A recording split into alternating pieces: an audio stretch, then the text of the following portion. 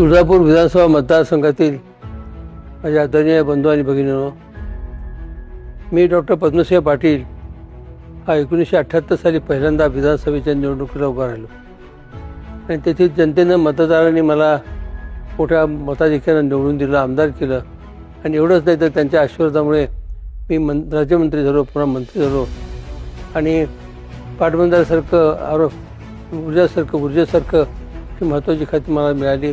आणि त्याच्या माध्यमातून मी जिल्ह्याच्याच नाही तर राज्याच्या विकासासाठी सतत प्रयत्न करू शकलो आणि यशस्वी राहिलो.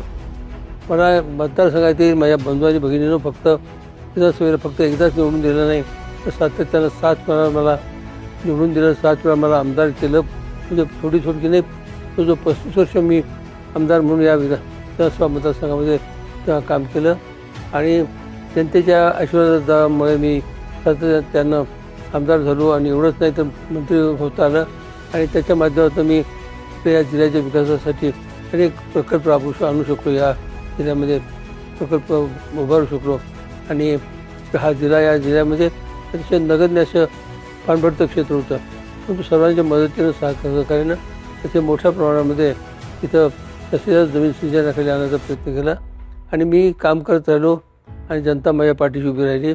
आणि त्यामुळे सातत्यानं या विभागाचा विकास करण्यासाठी माझा जो प्रयत्न होता त्याच्यामध्ये मी यशस्वी राहिलो. आपण सर्व माझ्या चिरंजीवांना राणा जगजितसिंह पाटलांना ओळखतात.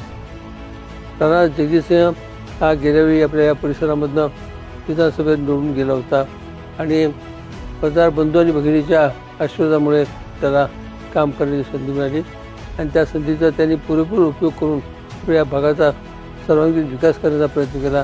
अनेक योजना यशस्वीरित्या या मतदार संघामध्ये आपल्या जिल्ह्यामध्ये आणून या जिल्ह्याच्या विकासाला मोठी चालना दिली. चिरंजीव राणा भारतीय जनता पक्षाच्या वतीनं आमदार विधानसभेच्या निवडणुकीला उभा आहे. त्याचं चिन्ह हे कमळाचं चिन्ह आहे. मला आपल्या सर्वांना विनंती करायची की राणाचा जो उद्देश आहे ते आमदार म्हणून निवडून जायचं एवढंच नाही, तर निवडून आल्यानंतर आपल्या भागाच्या विकासाला आणखीन गती द्यायची आणि आपल्या या मतदारसंघाचा आपल्या जिल्ह्याचा सर्वांगीण विकास करायचा या उद्देशापोटी तो या निवडणुकीला उभा आहे. माझी आपल्या सर्वांना नम्र विनंती आहे, त्याला प्रचंड मताच्या ऐक्यानं आमदार म्हणून निवडून द्यावं आणि त्याला आपल्या भागाचा विकास करण्याची, आपल्या सर्वांची सेवा करण्याची संधी द्यावी.